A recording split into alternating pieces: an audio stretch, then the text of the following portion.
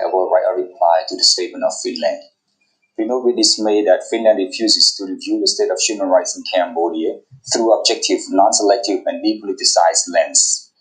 Below are some facts that we all must know. First, the call for Cambodia to cooperate with the OHCHR is truly indicative of Finland's reckless disregard of the facts.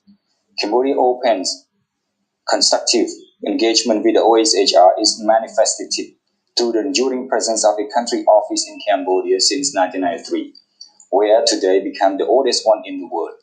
Last December, Cambodia further renewed the MOU with the OHCHR, proving our resolute commitment to advancing all categories of human rights through technical cooperation program. Second, it is ironic that Finland, having lately invoked national lockdown and state of emergency, restricting the people's fundamental freedoms at home, demands Cambodia respect for civil and political rights over the others. This approach deviates from that of the Secretary General Guterres, who emphasized in this council, I quote, "Human rights must never be a vehicle for double standards or a means to pursue hidden agendas," unquote. Resolutions of the UN also affirm that all human rights must be treated in a fair and equal manner on the same footing with the same emphasis. Third, the COVID-19 law, recently passed by our bicameral parliament, adheres to the principle of legality, necessity, and proportionalities. It does not aim to castigate but share the life of the citizens and encourage responsible participation of everyone in the pursuit of securing public health and precious lives. The punitive measures, as Western countries do, only target the rule breakers causing community transmission, depending on the offense and the intent behind it. Fourth, only Cambodian people having the highest say on the state of democracy and human rights in the kingdom. Their voice is reflected through the electoral outcomes, which must be respected by everyone. As Secretary General Guterres spelled out, the success must be measured by the improvement of people's lives, not the disasters of public critics. To conclude, this very agenda item should be the fulcrum of the more respectful exchange of global best practices of technical cooperation. Any intrusion into it to score a political goal should be avoided if we have to uphold the highest integrity and credibility of this council. I thank you. Thank you, and I give the floor to Ukraine.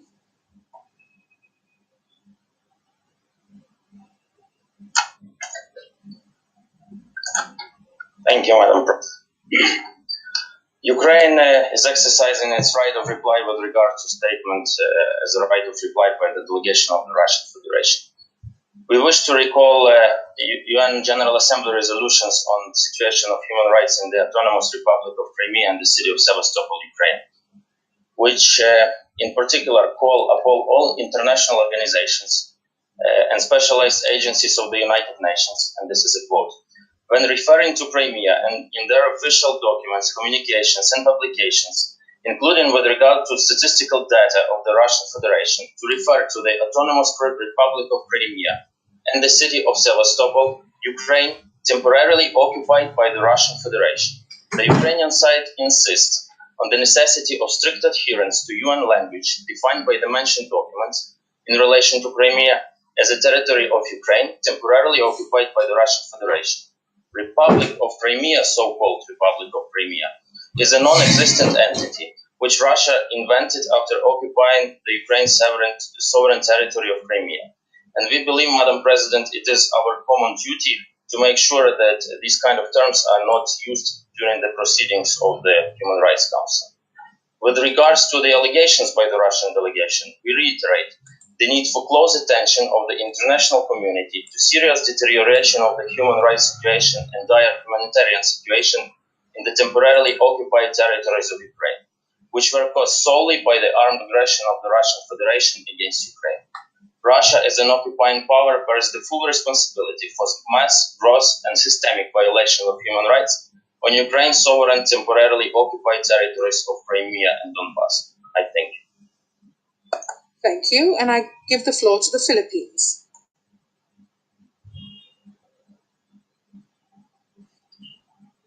Madam President, we regret that certain organizations continue to perpetuate the politicization of this agenda item, which focuses on technical cooperation, amended that the Philippines has fully supported in word and in deed.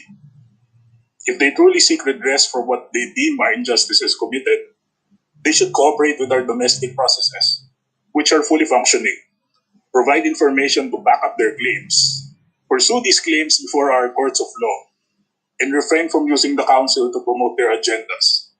We should not seek constructive solutions for individual cases and to address the capacity gaps in the country. Thank you, Madam President.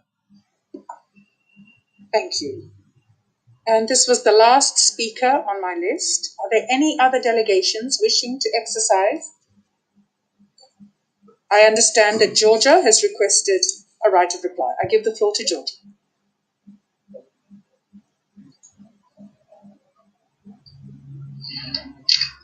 Thank you, Madam President. My delegation wishes to exercise the right of reply to the right of reply used by the Russian Federation. I would like to remind the distinguished Council that recently, on 21st of January, the European Court established that Russia had violated a number of articles of the European Convention of Human Rights during the August 2008 war. The court ruled that Russia was responsible for the mass violations committed against the Georgian population, as it exercised effective control over the Tskhin Valley region and Abkhazia. Importantly, the court reconfirmed that the Tskhin Valley region and Abkhazia are integral parts of Georgia's territory and are occupied by Russia.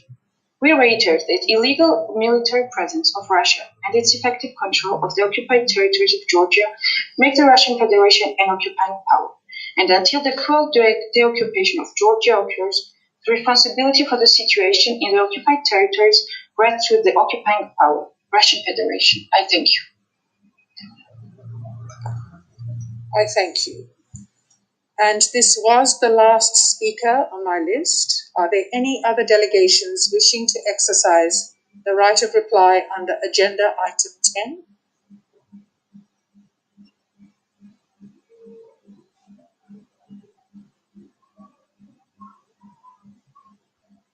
I see none. Excellencies, ladies and gentlemen, with this last intervention, we have concluded the consideration of Agenda Item 10.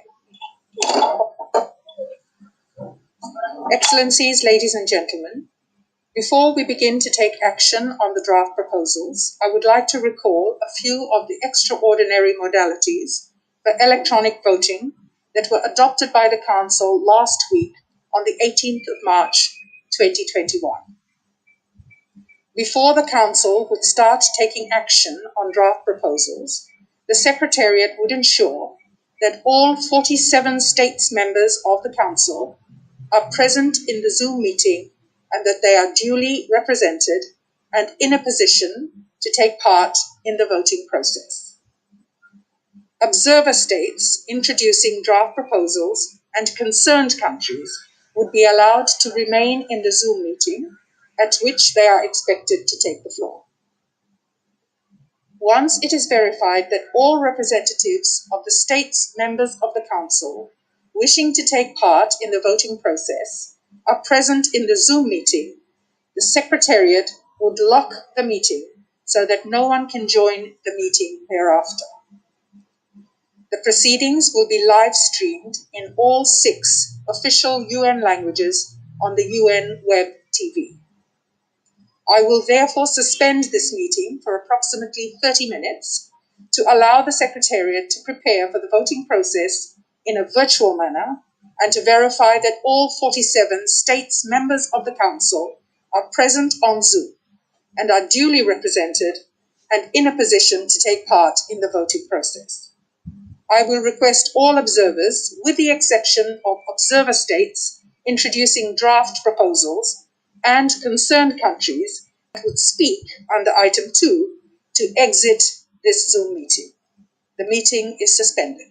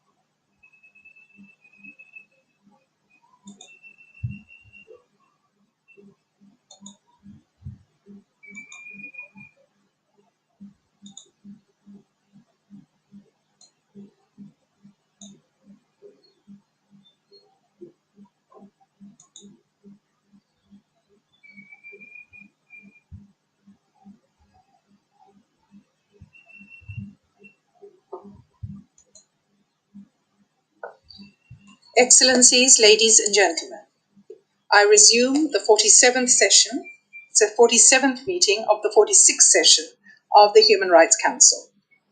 We shall now begin consideration of draft proposals tabled at this session. I remind you that the voting process is a members-only process. Observer states may intervene in only two instances: at the stage of introduction of a draft proposal, or if the observer state is a country concerned by a draft resolution or decision.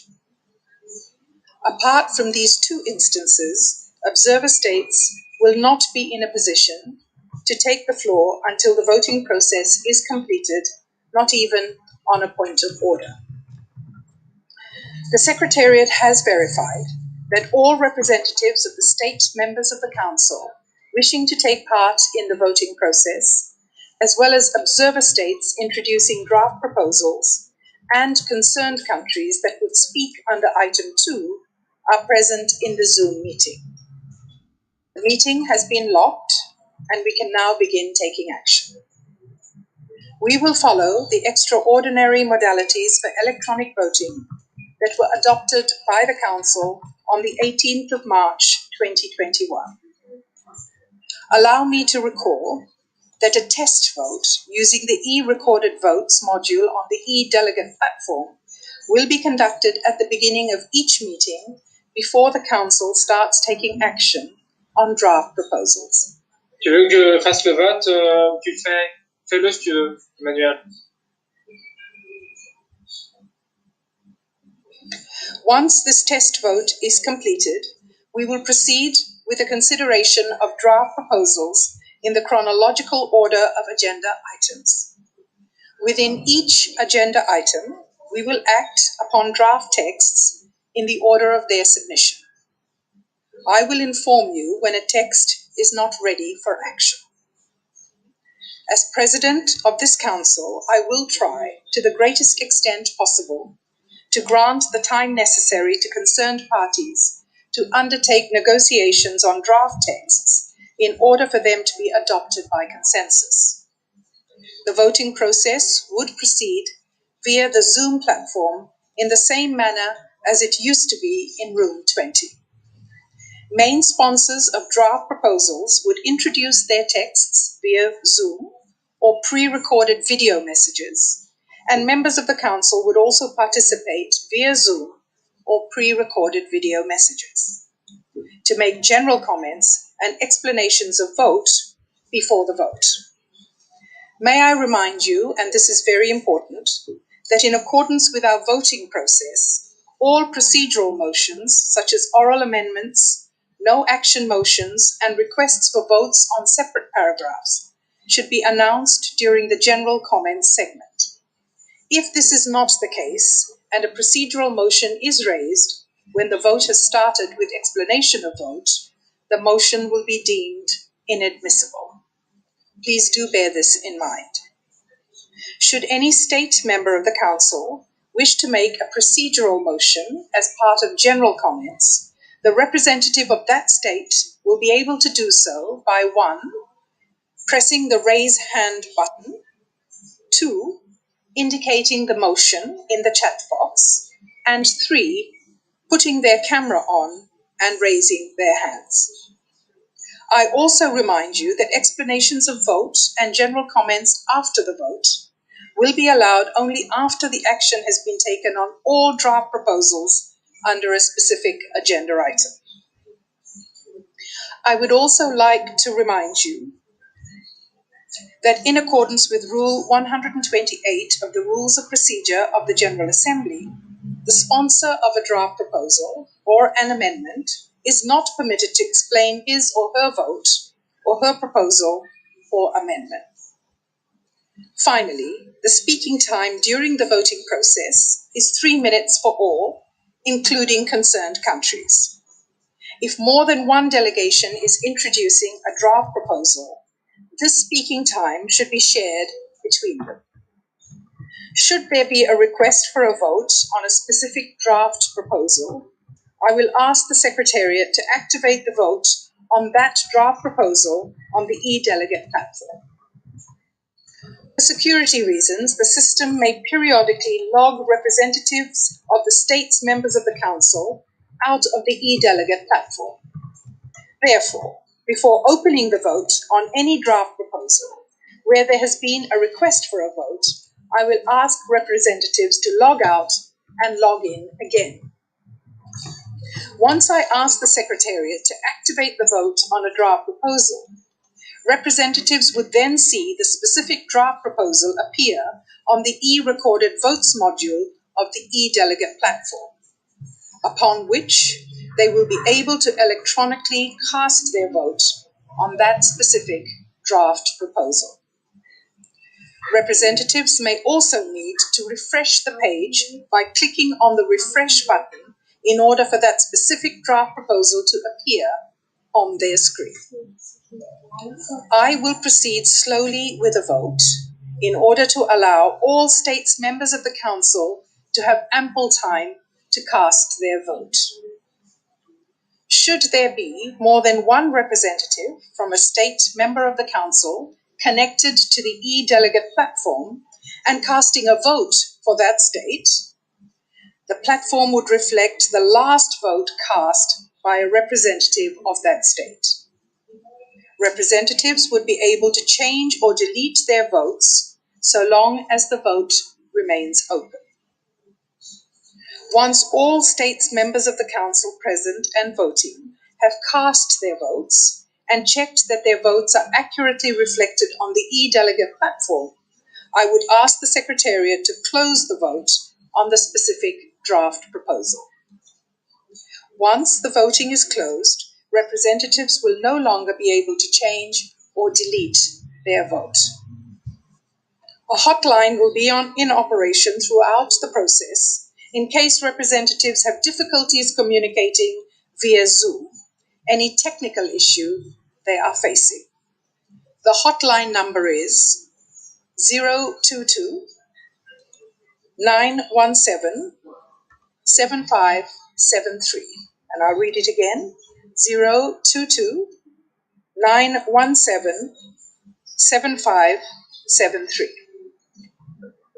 I wish to now request states members of the Council to now log in with their usual credentials on eDelegate and to go to the e-recorded votes module on the platform, following the guidelines that were recirculated by the Secretariat yesterday afternoon. If you are already logged in on the platform, for the reasons I explained earlier, please log out and log in again.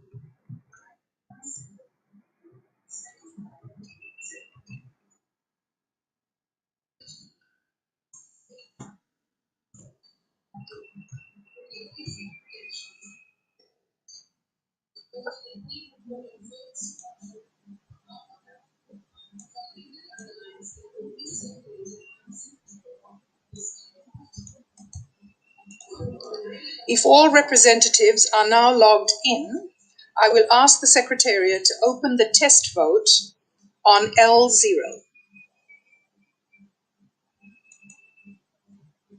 I invite all states members of the Council to cast their vote.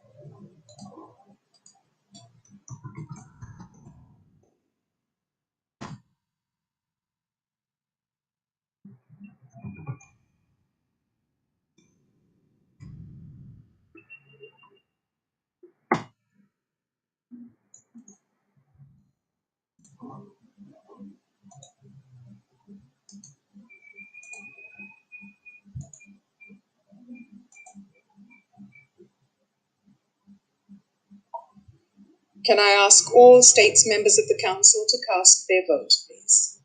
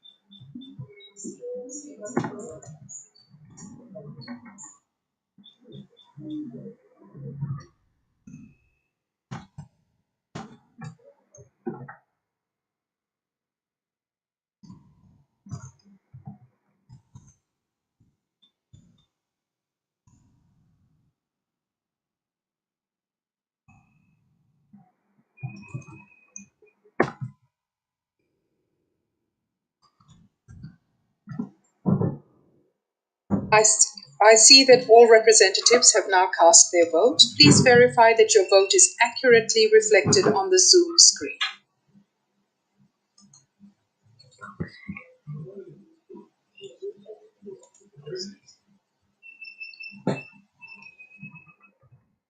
If any representative is facing a technical issue, this is the moment that you should tell us about the difficulty that you are facing.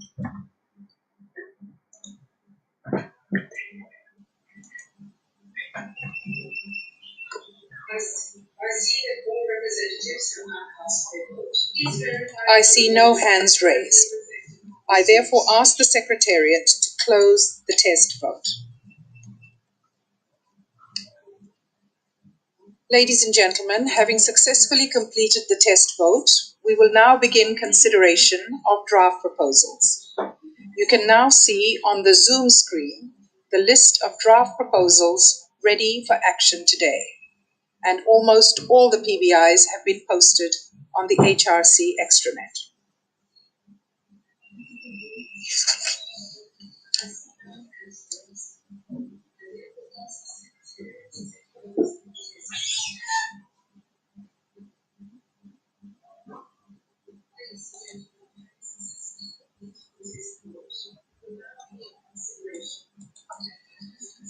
The Council will now consider draft resolution L1 Rev 1 entitled Promoting Reconciliation, Accountability and Human Rights in Sri Lanka. I give the floor to the representative of the United Kingdom to introduce the draft text. You have the floor.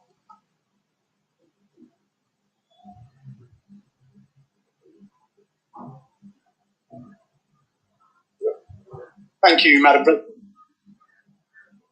The United Kingdom has the honour to present draft resolution L1 Rev 1 on behalf of a core group, also comprised of Canada, Germany, Malawi, Montenegro and North Macedonia.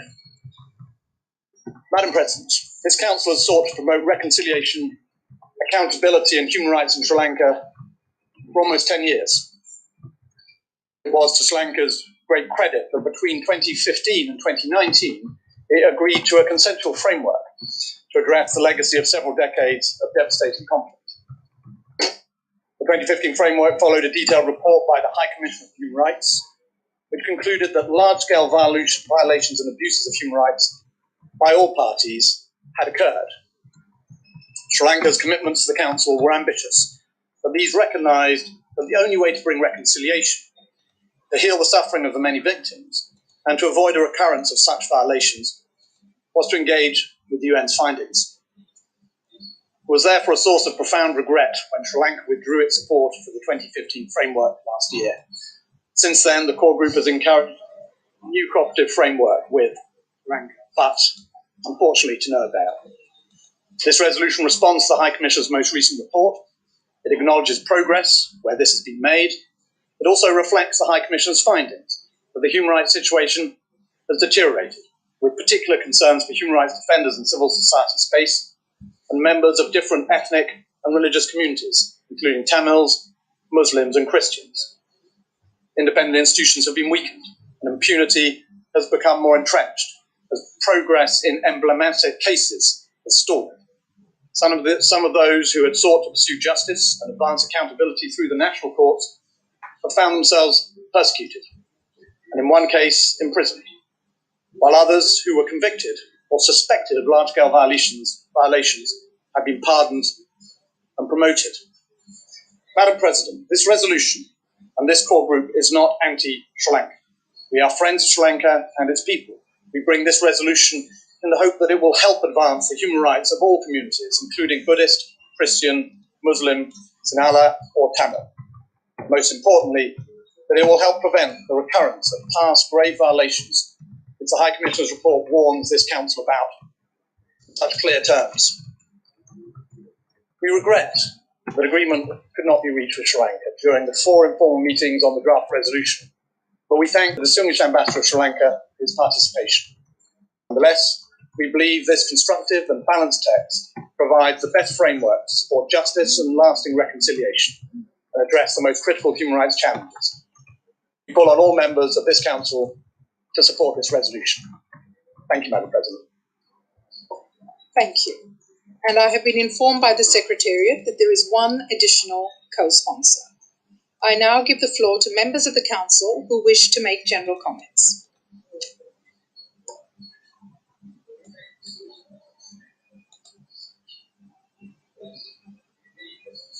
I give the floor to the distinguished representative of Austria.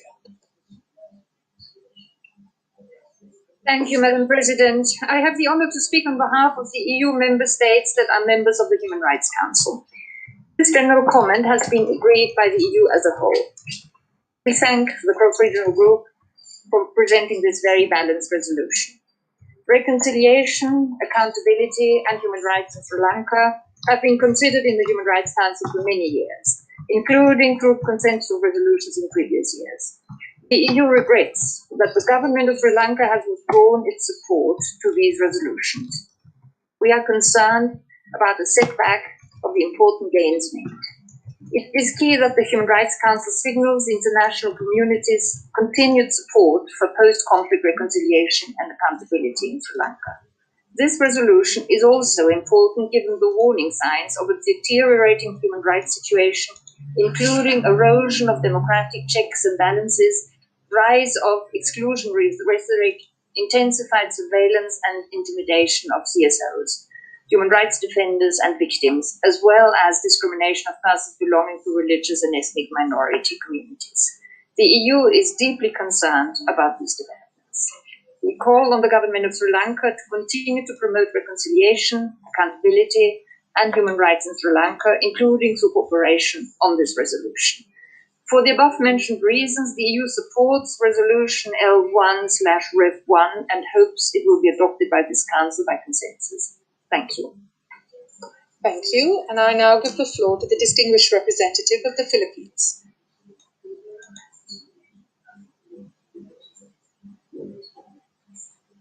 Thank you, Madam President. The Philippines engaged actively in the consultations of this draft resolution. We are disappointed that the pen holders did not take on board in a balanced manner the perspectives and positions of Sri Lanka. We note that Sri Lanka engaged in the informals in good faith, even after the failure of the OHCHR to adhere to high standards of transparency, objectivity, and fairness in reporting. We regret that the pen holders repeated this failure and did not take the opportunity to promote the consultations as a platform to uphold these principles and maintain a discourse based on reason. 3 things are clear in this resolution. First, it pursues a political agenda that is blind to reason and methods of reasoning. Second, the mandate given to the OHCHR will require a budget of $2.8 billion, mostly for salaries of 12 new hires.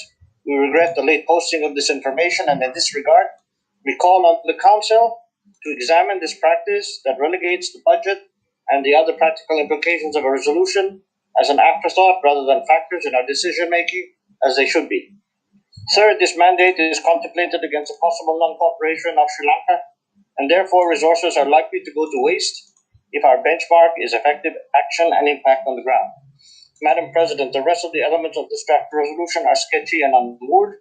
particularly its vision of a role for the OHCHR in collecting evidence and developing strategies for future accountability processes. These usurp the role of the state as duty bearer.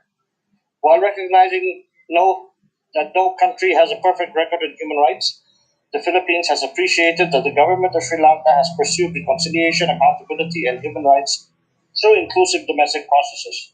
This is despite severe challenges in its resources and post-conflict security situation.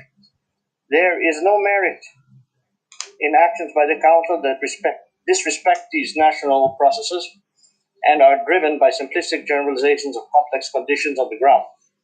Many of us in Geneva are sheltered from the actual experience of terrorism, conflict, and socio-economic challenges that are everyday realities to Sri Lanka's 21 million people. This is a handicap that prevents some Council members from being more sober in their judgments about the situation in Sri Lanka and from flexing the powers of the Council more wisely.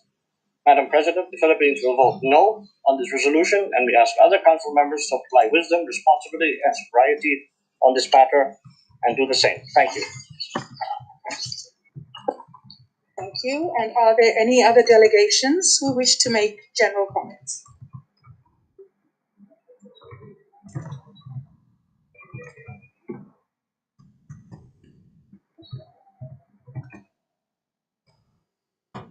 I see none, and we shall now hear from the concerned country. I will give the floor to the distinguished representative of Sri Lanka. Madam President, it is deeply regrettable that a group of countries has tabled a country-specific resolution against Sri Lanka in spite of Sri Lanka's consistent and constructive engagement with the Human Rights Council and with the proponents of the resolution themselves. Sri Lanka considers the draft resolution to be unwarranted, unjustified, and in violation of the relevant articles of the United Nations Charter, in particular, Article 2, subsection 7, and relevant sections of the United Nations General Assembly Resolution 60/251 that provides for the mandate of the Human Rights Council.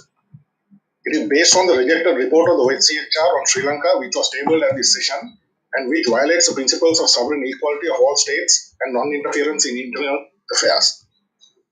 The resolution is presented without the consent of Sri Lanka as the country concerned and is therefore unhelpful and divisive.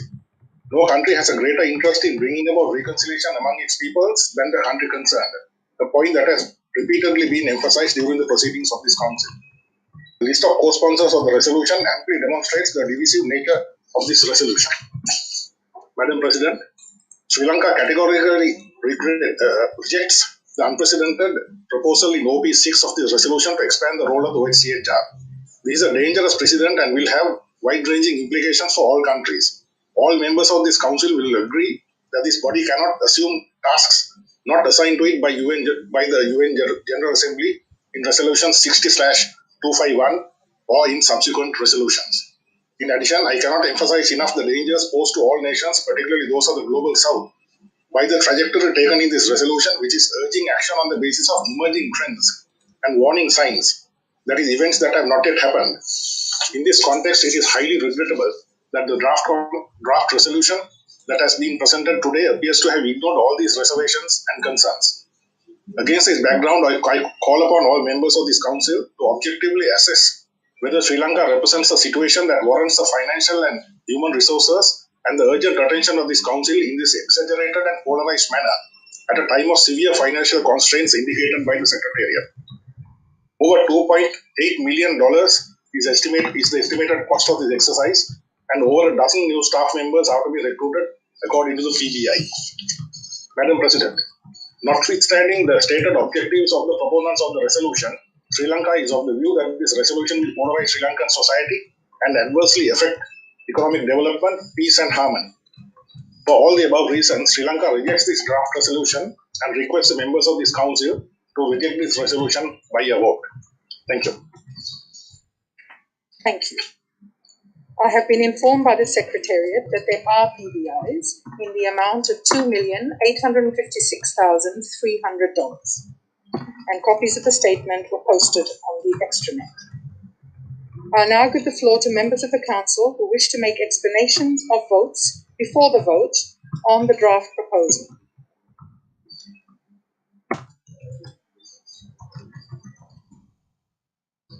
And I give the floor to the distinguished representative of China.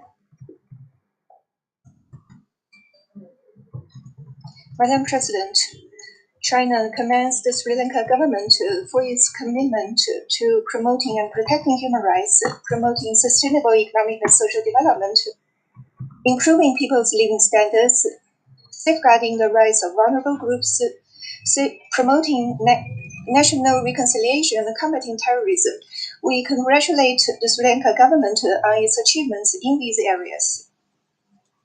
According to GA Resolution 60/251, the work of the HRC should follow the principles of universality, impartiality, objectivity, and non-selectivity. All parties should promote and protect human rights through genuine dialogue and cooperation, and refrain from double standards and politicizing human rights issues. We advocate that all countries should observe the purposes and principles of the UN Charter, respect the sovereignty and independence of other countries, and abandon the practice of interfering in other countries' internal affairs, undermining other countries' sovereignty and international cooperation under the pretext of human rights.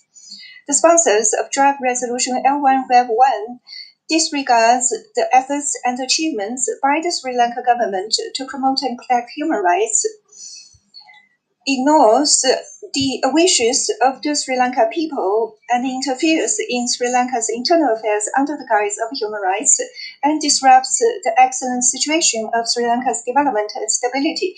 This doesn't help to promote and protect human rights. Rather, it's a typical example of politicizing human rights.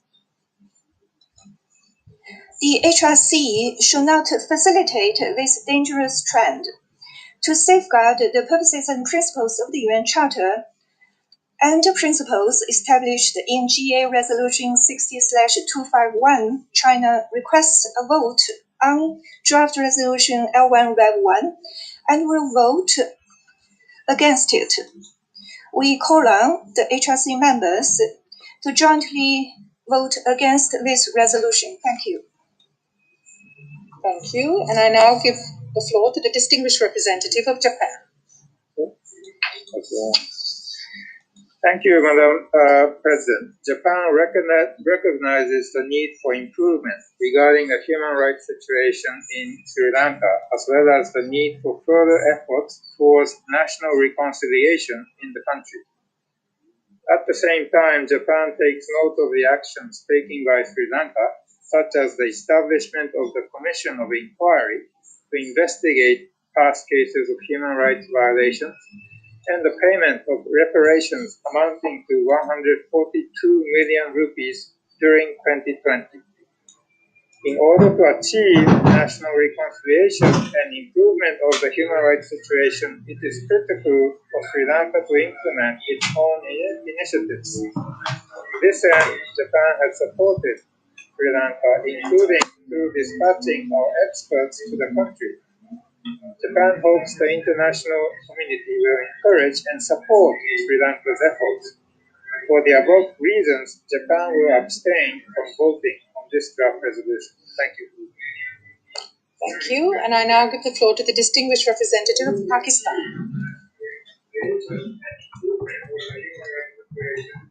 Thank you, Madam President. Pakistan has always advocated dialogue and engagement as preferred means to advance respect for and to resolve concerns around human rights. Consent of and cooperation with the country concerned are essential ingredients in support of national efforts to promote compliance with human rights obligations. We appreciate Sri Lanka's constructive engagement throughout the informal consultation on the draft resolution before the Council. The Sri Lankan delegation made proposals to align the draft text with its national action plans on reconciliation and accountability, including through empowerment of Commission of Inquiry as well as offices on missing persons and reparations. We regret rejection of these proposals. Ignoring these suggestions were a missed opportunity to secure national ownership of the draft resolution in line with aspirations of the Sri Lankan people. Madam President, during the course of informal consultation, Sri Lanka and a number of other delegations had explained that operative paras 5 and 6 of the draft text lack balance, proportionality, and inconsistency. For example, preambular paras 4 and 11 of the text reaffirm the sovereignty of Sri Lanka and welcome its continued engagement with the UN and its human rights mechanisms.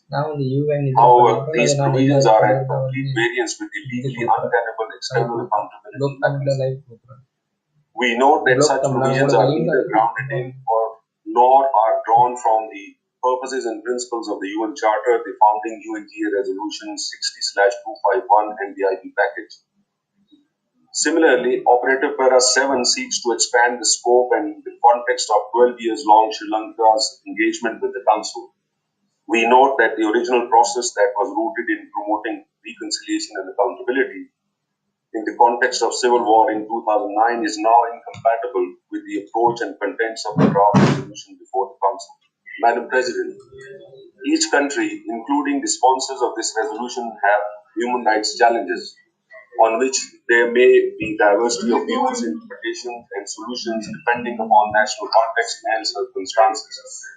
Having said that, we have seen media reports related to concerns over burials during the COVID-19 pandemic. We appreciate the steps taken by Sri Lankan government to address these concerns, and we encourage Sri Lanka to continue such steps to preserve the pluralistic fabric of the society where people of different faiths have been living in harmony for centuries. Madam President, the estimated PBIs of $2.8 million for the annual implementation of OP6 also raises serious questions about the equitable utilization of regular budget, especially when the OHCHR and the Council are facing serious liquidity crisis.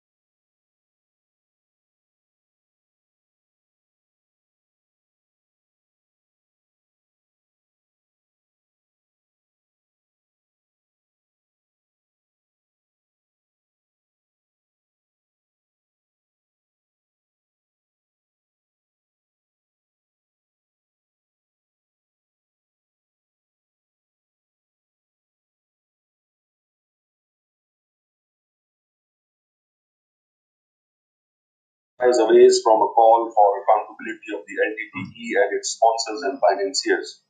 Unfortunately, the draft resolution appears to rekindle the sufferings rather than healing the wounds of the people of Sri Lanka. Madam President, in view of these reasons, Pakistan delegation would call the resolution to a vote and vote against it. I thank you. Thank you. And I now give the floor to the distinguished representative of Venezuela.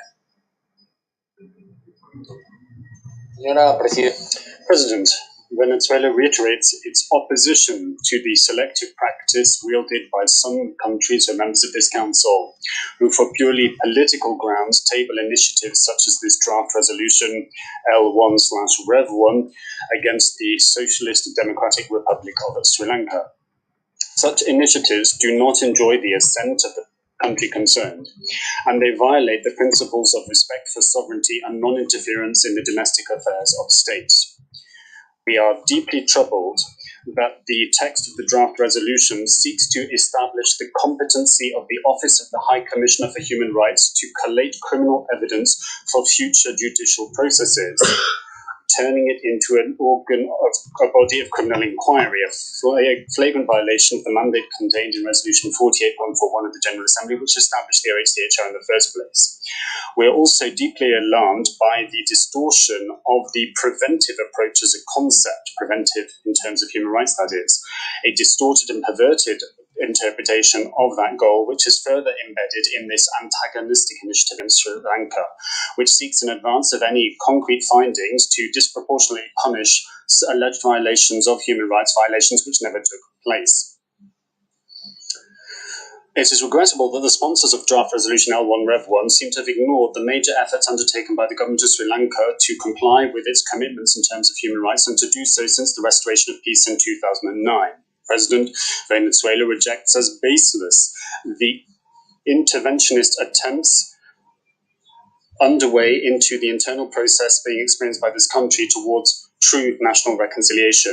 We would like to flag the major risk inherent in biased draft resolutions which follow an interventionist model such as this one. This practice is a throwback to the anachronistic practices and selective proceedings which some major powers and their allies seek to impose, an assault on independence and sovereignty of the countries of the global south, particularly those countries that will not bow the knee to the whims of these global powers. We condemn the selective nature, the politicization and the blatant double standards in these initiatives which establish hostile mandates at the behest of those who seek to uphold murky interests of their own. Some governments of the countries which have promoted these draft resolutions have themselves committed and are still committing serious human rights violations, yet they themselves have never been the subject of similar initiatives. Sri Lanka is cooperating actively with this council and its mechanisms and with the OHCHR, demonstrating major headway made in the promotion and protection of the human rights of its people. This draft resolution is entirely unwarranted, for which reason it should be rejected by the members of the Security Council, and we call upon them all to vote against it. For all of the aforementioned reasons, Venezuela energetically and categorically opposes draft resolution L1 Rev 1, and we will vote against. Thank you very much. Thank you, and I give the floor to the Russian Federation. Thank you, Madam President. The Russian delegation once again reaffirms its position about the fact that it is not acceptable for the Council to consider politicized country resolutions. Experience has shown that these rarely improve the situation of human rights on the ground. On the contrary, they tend to drive the state concerned away from constructive cooperation with international human rights mechanisms. A clear example of this is the draft resolution on promoting reconciliation, accountability and human rights in Sri Lanka. Instead of trying to support the country's delegation and encourage it to engage in dialogue, the sponsors of the draft resolution have preferred to continue using a former practice of making allegations against it. This draft resolution does not reflect balance or objectivity. Therefore, the Russian Federation will vote against this draft resolution, and we call on other states, members of the HRC, to follow suit. Thank you for your attention. Thank you, and I give the floor to the distinguished representative of Cuba. Gracias. Thank you, President. The Human Rights Council should prioritize cooperation and constructive and respectful dialogue. And universal mechanisms such as the UPR should be used as the sole guarantee of ensuring that we fairly and not on a selective basis address human rights issues and concerns. The resolution before us currently does not enjoy the support of Sri Lanka. The government of this country has provided clear and convincing and abundant proof on its position with regard to this resolution, and that should be respected. For that reason, that draft resolution will only further serve the ends of politicization, bias, and double standards which have crept into this forum and which should be decried. We agree with the opinion and the concerns that have been flagged by previous speakers about the prevention component contained within this draft resolution. And we're also concerned about the mandate that we are seeking to confer upon the OHCHR if we adopt this resolution, calling upon them or granting them the right to compile evidence as a precursor to future trials. Cuba will continue to uphold the basic principles of cooperation, dialogue and exchange between all countries, and to do so on the basis of the content of the United Nations Charter. President, we reject this draft resolution. It does not refer to issues related to the PBI that will be entailed by its adoption. There's certainly not been enough discussion on the imputed PBIs. For all of these reasons, we will vote against this resolution. Thank you. And I give the floor to the distinguished representative of India. Madam President, India believes in the primary responsibility of the states for the promotion and protection of human rights and constructive international dialogue and cooperation guided by the principles and purposes of the UN Charter in support of such efforts. As an immediate neighbor, India has contributed to the relief, resettlement, rehabilitation, and reconstruction process in Sri Lanka after 2009. Our development assistance has focused on the restoration of livelihoods and economic revival, especially in Sri Lanka's northern and eastern provinces. Madam President, India's approach to the question of human rights in Sri Lanka is guided by two fundamental considerations. One is a support to the Tamils of Sri Lanka for equality, justice, dignity, and peace. The other is in ensuring the unity, stability, and territorial integrity of Sri Lanka. We have always believed that these two goals are mutually supportive, and Sri Lanka's progress is best assured by simultaneously addressing both objectives.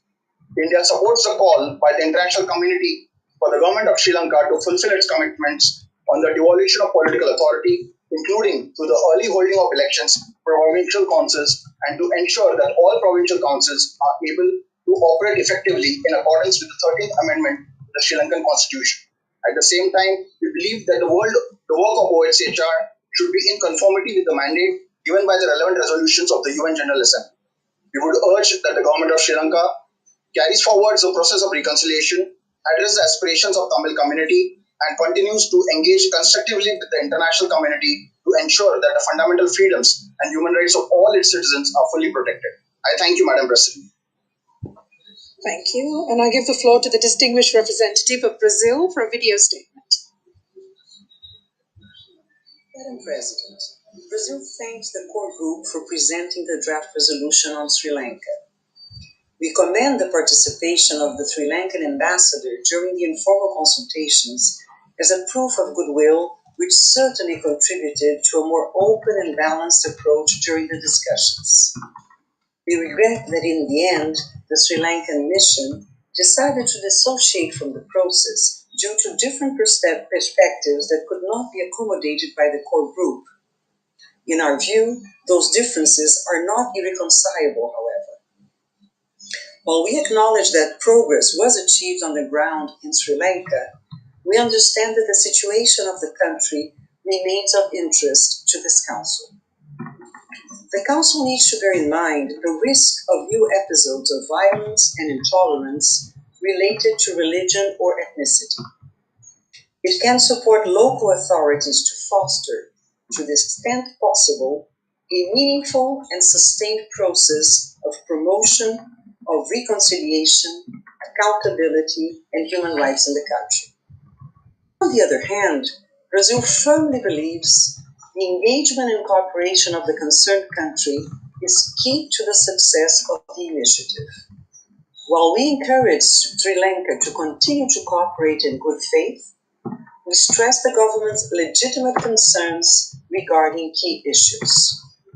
Firstly, it did not come unnoticed that some of the recommendations in the office's report presented to the Council might have overstepped the mandate of a body that does not deal with peace and security issues within the UN system. Secondly, evidence relating to violations and abuses of human rights can only result from impartial, transparent, and thorough investigations. Prejudgments and politically motivated accusations but must be kept at bay. We also share concerns expressed by some delegations during consultations on the implications of OP6. It requests certain measures to be taken by the office without the establishment of an international accountability mechanism, which would have been the common practice. With the above-mentioned considerations, Brazil will vote in favor of draft resolution 46/L.1 Rev 1 on Sri Lanka. I thank you. Thank you, and I give the floor to the distinguished representative of Bolivia. Gracias. Thank you very much, President. As this is the first time that I am taking the floor, I'd like to take this opportunity to express my government's commitment to ensuring this council can work towards the proper protection and promotion of human rights. Bolivia rekindled democracy in 2020. The interpreter apologizes, but the sound does not allow for interpretation and we do not have the statement. A los derechos humanos, condenados por varios países, instituciones y organizaciones alrededor del mundo.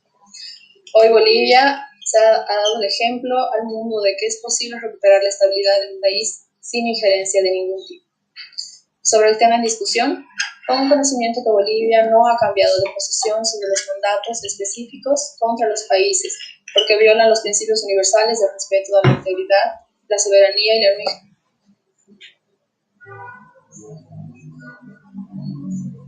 We do not accept that human rights are used as a political tool. Therefore, we will vote against this resolution. At the same time, we reaffirm that it is necessary to fight against impunity and ensure access to justice and effective remedy for the victims. Para reforzar su compromiso con el proceso de reconciliación nacional. Gracias, Presidente. Thank you. Are there any other requests for explanation of vote before the vote?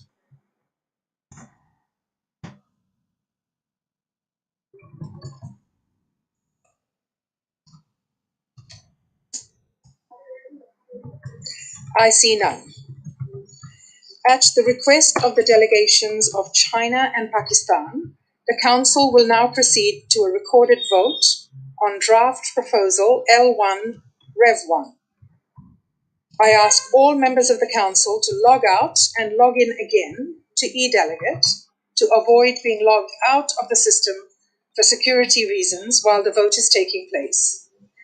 Please note that your vote will appear on the screen after a delay of 4 to 6 seconds.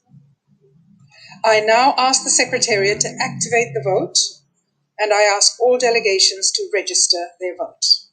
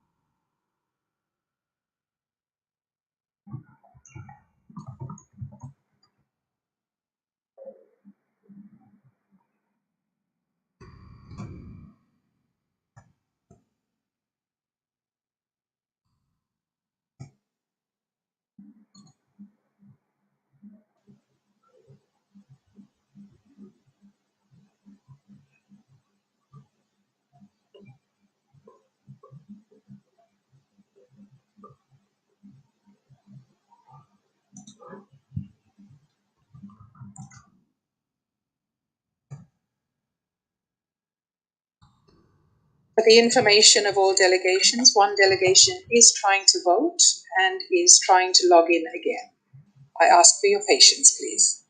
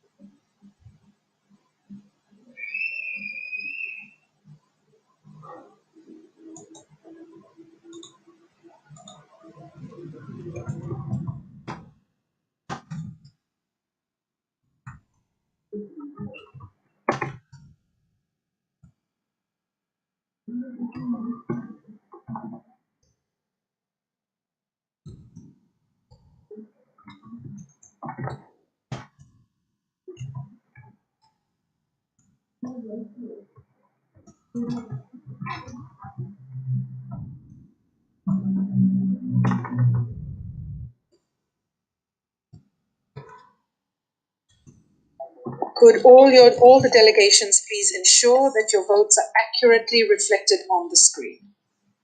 If so, I will ask the Secretariat to close the vote.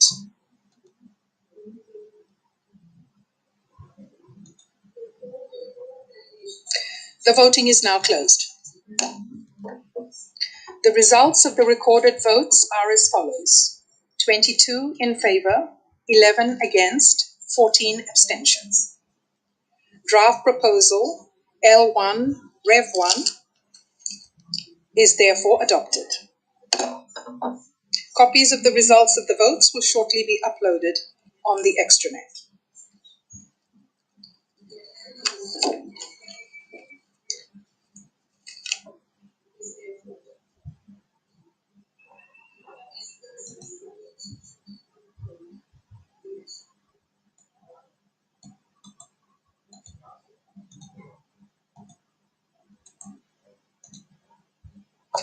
Yes. We will now take a short technical break for 3 minutes.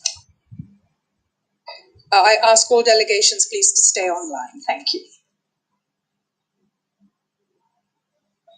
I hereby close the 47th meeting of the 46th session of the Human Rights Council.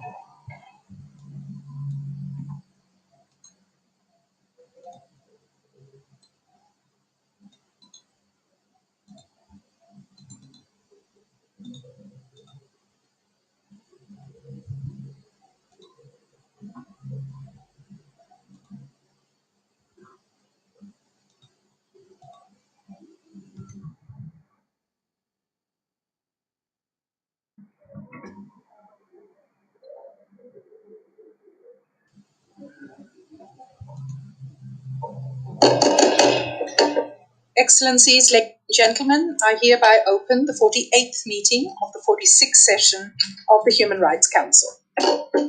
We will now continue to take action on draft resolutions, and the Council will now consider draft resolution L8 entitled Promotion and Protection of Human Rights in Nicaragua. I give the floor to the representative of Colombia to introduce the draft text by video statement.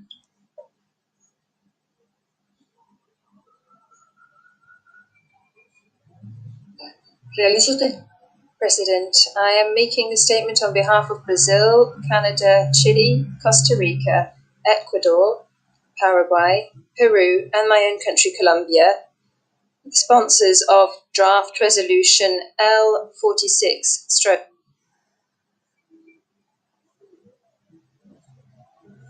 Almost 3 years have gone by since one of the most serious socio-political and human rights crises in America started.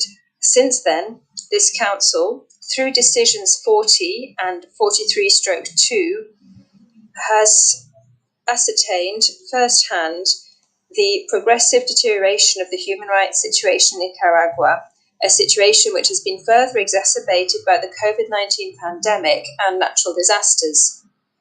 The latest report by the High Commissioner of the United Nations for Human Rights, which was presented during this 46th session, gives an account of the human rights violations that continue to be committed in Nicaragua.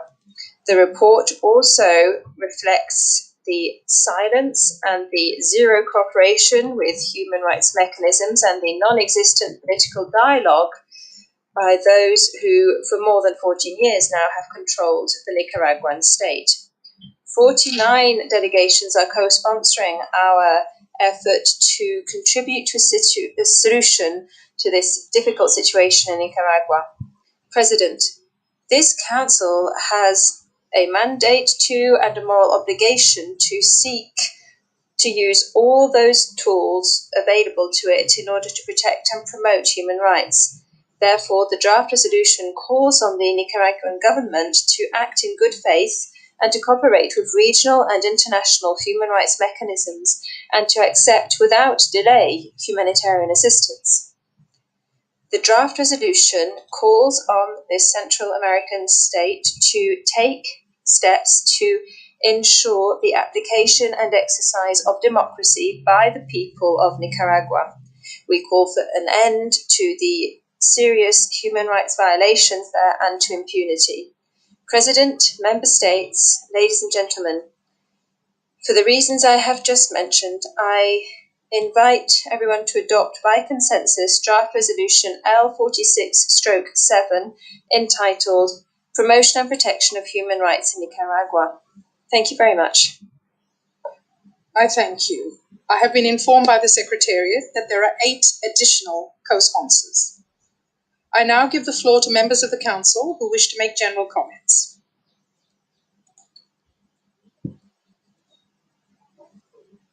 And I give the floor to the distinguished representative of Austria. Thank you, Madam President. I have the honor to speak on behalf of the EU member states that are members of the Human Rights Council. This general comment has been agreed by the EU as a whole. We thank Brazil, Canada, Chile, Colombia, Costa Rica, Ecuador, Paraguay, and Peru for their leadership with respect to keeping Nicaragua on the agenda of the Human Rights Council. It is of concern to the EU that democracy, the rule of law, and human rights continue being undermined in Nicaragua, including by persistent restrictions on civic space and the state repression of dissent, which includes acts of intimidation, harassment, and unlawful or arbitrary detention and surveillance of political opponents, demonstrators, journalists, and civil society. The EU shares the grave concern expressed in L8 about recent legislative and constitutional reforms that further disregard civil and political rights and the lack of accountability for past and ongoing violations and abuses. We call on Nicaragua to cooperate with the regional and international human rights systems, including to implement the recommendations put forward by the OHCHR. The EU urges the government to enter into an urgent and inclusive dialogue on electoral reforms with the Nicaraguan opposition, including the various national organizations and political parties that have presented electoral reform proposals aimed at guaranteeing fair and transparent elections and to fulfill its commitments taken in agreement with the opposition in March 2019. This is an essential step to restore trust, and we stand ready to engage constructively and work together with the government towards a peaceful and democratic way out of the ongoing crisis. Human rights are fundamental to peaceful, inclusive and just societies. The EU stresses that the continued reports of torture, arbitrary detentions, increased violence against women and girls and indigenous peoples, and the prevailing impunity in Nicaragua speak to the need for continued monitoring by this country. For all the reasons reflected above, the EU member states that are members of the Council will vote yes, and we call on the full membership of the Council to join the call on Nicaragua to respect, protect, and fulfill human rights in line with its obligations under international law. Thank you. Thank you. Are there any other requests for the floor to make general comments?